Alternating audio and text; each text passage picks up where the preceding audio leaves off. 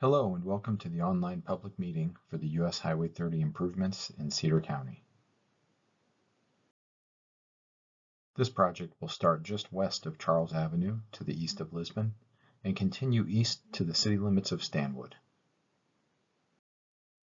This section of US 30 was originally constructed in 1927 with just 9-foot wide lanes.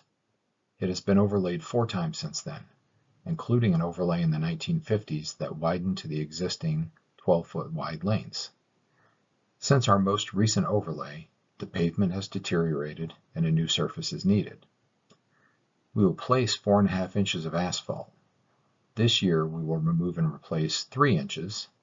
Next year we will add paved shoulders, turn lanes, and passing lanes, along with a final 1.5 inches of asphalt to provide for a uniform driving surface.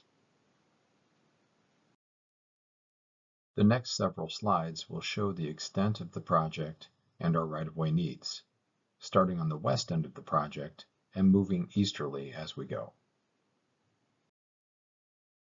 As we move along the segments, you will see light blue shaded areas, which represent the right-of-way the DOT intends to acquire.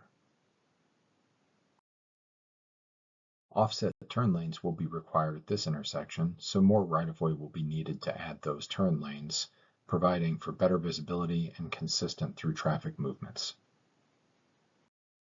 In addition to the shaded blue areas, you may see shaded brown areas as well. Temporary construction easements are shown in these light brown shaded areas. Some of those can be seen here where driveways will need to be reconstructed. Again, continuing easterly, we begin to move out of Mechanicsville city limits.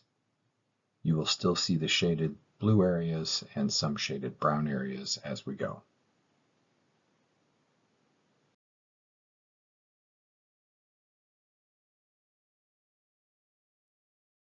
We are going to correct the skew in this intersection to allow drivers an easier view both left and right for better sight lines and visibility.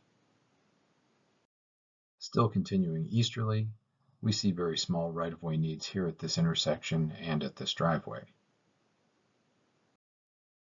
This brings us to the end of the project limits, here just before the bridge over Rock Creek. Starting soon, we will begin the mill and fill of the first 3 inches of asphalt in the current travel lanes.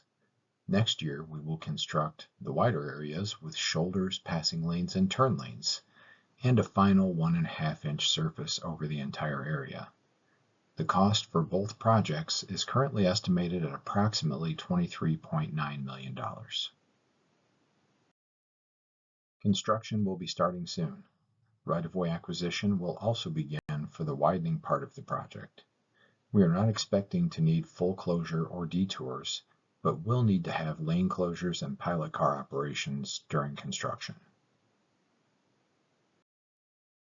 Thank you again for viewing the presentation.